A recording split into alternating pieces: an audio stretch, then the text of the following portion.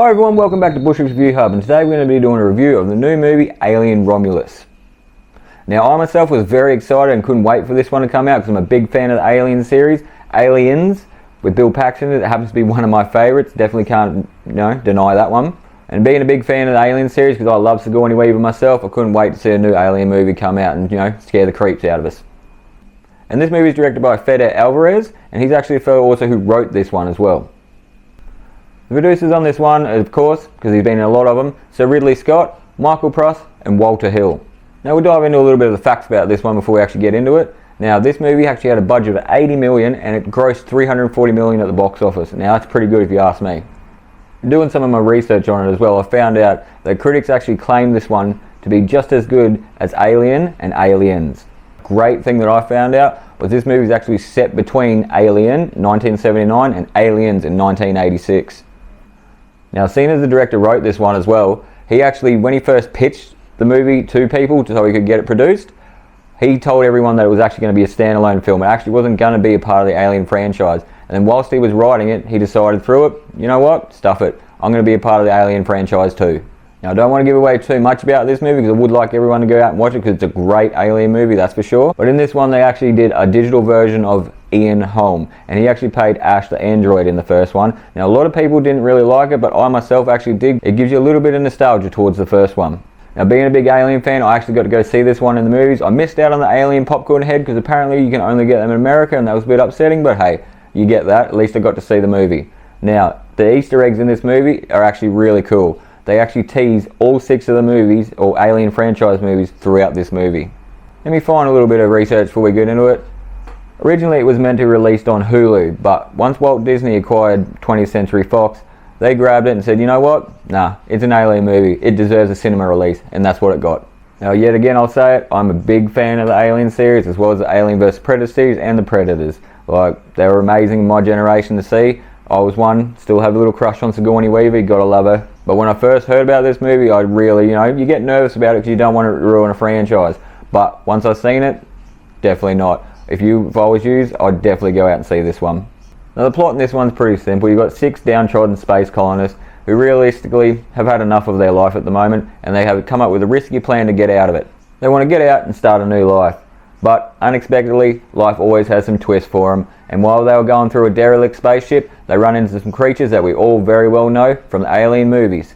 And once they're on the derelict spaceship looking for the equipment that they need to start their new life, they run into a whole lot of trouble, because realistically they shouldn't be on that ship because it's got some unexpected surprises for them just waiting. Now I don't really want to give away too much of it because I still want everyone to go see this movie because it is a great one of the Alien franchise. Now on this derelict ship, there happens to be a little bit of a space lab, right? And in this space lab, there's a cocoon. And this cocoon happens to be the alien from the first movie. They stumble across a lot of dead bodies.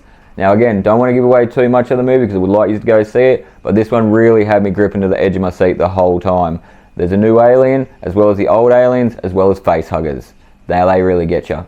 Now being a big Alien fan, it really got to me, seeing all the references to all the old Alien movies that they have in there. One of the cool things about that they found on that ship was the half android, which happens to be played by Ian Holmes, that everyone's going off about because it's sort of a digitally, they hologrammed him pretty much back in, and like, it was a bit weird to see at the start, but I really like it because it brings nostalgia to the old movies, that's for sure.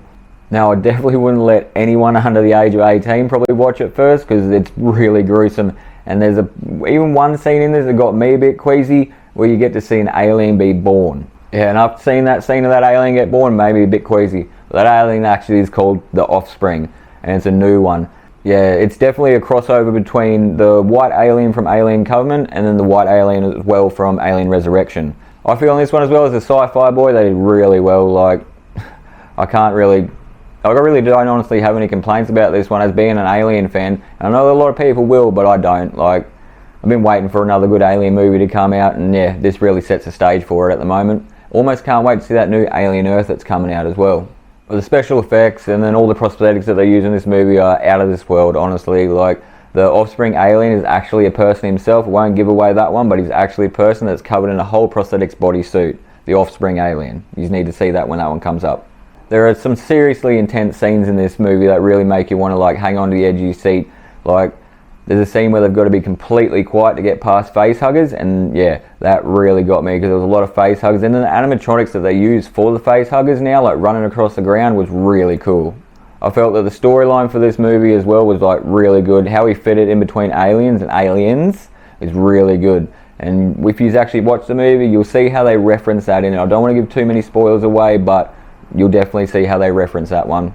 Alright, I've got to lie. The only sad thing that I feel, or the only thing that I feel that I can complain about in this one is I didn't get to see old Sigourney, old Ripley, you know. But I guess in this one, technically, she's floating in space somewhere. Just cutting into the review quick, guys. Just like to thank you all for watching Bushwick's Review Hub over the last couple of months, liking and subscribing. And all the new viewers, please don't forget to like and subscribe. And if you have anything that you'd like to talk about or anything like that, just leave it down in the comments and I'll definitely get back to you. Now, let's continue with the review. Overall, this is one of my favourite movies of 2024, definitely, other than Deadpool and Wolverine.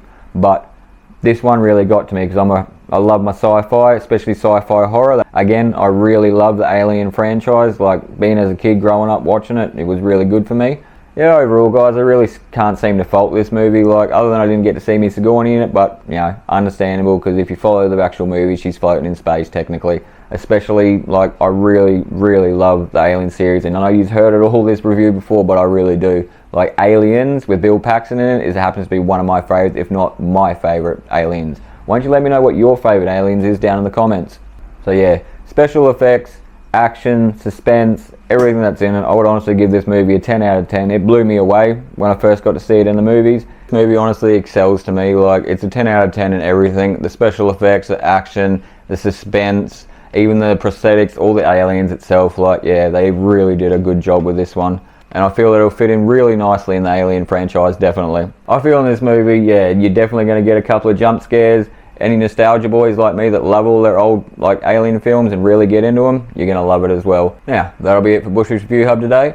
Thank you again for everyone watching. Now, don't forget to like and subscribe. Leave some down in the comments if you want to chat about anything. Now, thank you for watching again, and I'll catch you on the next one.